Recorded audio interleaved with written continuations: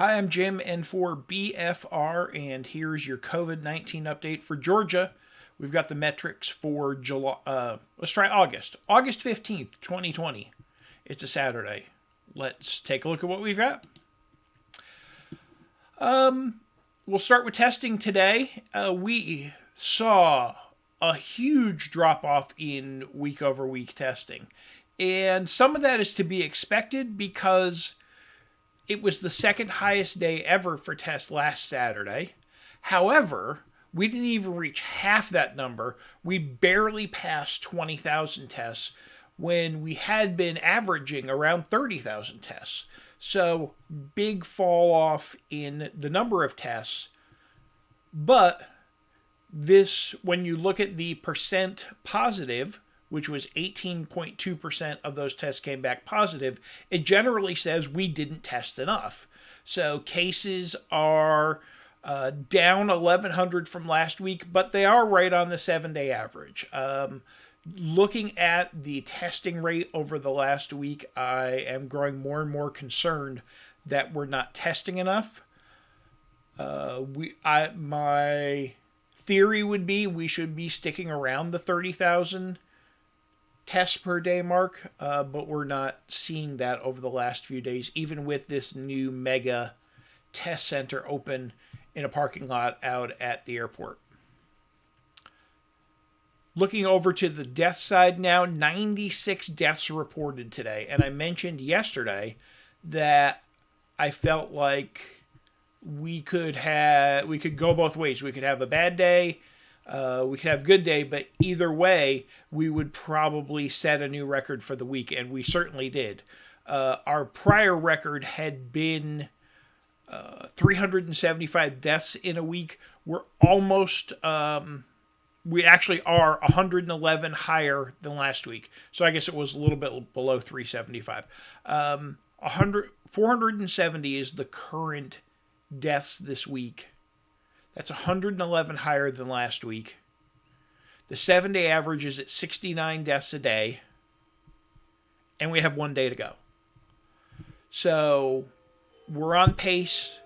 If Sunday comes in super low, like we've seen some Sundays, we may not do well. But if well is a relative term, that's probably a bad word to use. If we see a below average Sunday, we're probably right at the number where it's going to be. If we see a higher than average Sunday, like we've seen higher than average days most of this week, we will likely pass 500 deaths this week in a single week. And that would be the first time in Georgia that we're seeing this. We're already the first time past 400. So it will be interesting to see. If we take the pace of 69 deaths a day and the fact that we're at 4669 now, that means Thursday is the day we will hit 5,000 fatalities from COVID-19 in Georgia, the way we're counting these reports. Not a great topic. Let's talk about some better news. New hospitalizations. It came in at the 7-day average today, which means it was down 60 from last week. I like the declines we're seeing in new hospitalizations. We went from 282 beds just 2 weeks ago to 110 new beds a day this week. So beds in use, that's the purple lines down below. We're also seeing that as well. We have dropped in those same 2 weeks. We have nearly 500 fewer beds in use. That's a lot of pressure off the medical system. It's not where we want to be, but it is definitely helpful. CCU beds are also at near a 28-day low at 2,476. So the hospitalization data is positive. Glad to see that. An interesting factoid, and I'll get into the CCU specifics in a second. Let me just share an interesting factoid here. According to the CDC, Georgia has passed New York City in number of COVID-19 cases, and I think everybody knows just how much attention was paid to New York over their COVID-19 problems especially in April and May. We have passed them now. Now, from a per capita perspective, there's 8.4 million in New York, 10.6 million in Georgia. So per capita, they still have a higher rate of cases. But from a pure volume perspective, we are pretty high up on the list now. Combine New York City with state of New York, we are still fifth on the state list for most cases of COVID-19. All right, on to the ICU data here real quick. We saw just one big... Get my note here. Hang on. We saw out of the regions that are over 90%, we saw the Kennestone region, Region N, which seems like it's been over 90% for a long, long time. They dropped down to 89 today. They did add a couple of beds as well as have their use go down a little bit. So they're off the list, but Athens is back on the list. So Region E, the Athens region, they have 6 beds left. They're at 91%. Good news on this that I'm seeing here is that even the ones above 90% are only 91, 92. So it's not the pressure we were seeing a couple of weeks ago with no beds or one bed.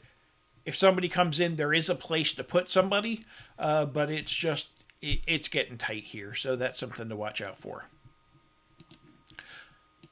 One other thing I want to add real quick into my video is sometime yesterday, the Department of Public Health issued an update on COVID-19 in Georgia, and they threw a lot of stats out. A couple of things that they pointed to were a weekly decline of statewide cases of 7%. That's true. They said we had a 22% decrease in case numbers. When they did a 2-week comparison, I find that to be false. I only see about a 5% decline. So not sure what numbers they're using. They said we had an average of 31,000 tests a day over the last 9 days. That is true, but 9 is arbitrary. And if they'd picked 11, that number would have gone down by more than 1,000. So you're actually 2,000. So your mileage may vary on picking the numbers. And then they said the positivity rates were decreasing. They are, but not to the extent that they said. So on Monday, 7/27, the 7-day average was at 14.1%. It's down to 11.1%. But as I just showed a couple of minutes ago, we're at 18% today. So it's hard to show those numbers when they're kind of getting cherry-picked around. So that's the update for today. Tomorrow I will give you the weekly view. I found it very interesting, not just from the deaths perspective, but to see how some of the other things are trending. So stay tuned, and I will show you that tomorrow. In the meantime, I'm going to go watch NASCAR cars go right and left today, and hope you have a nice night and nice morning, whatever the case may be.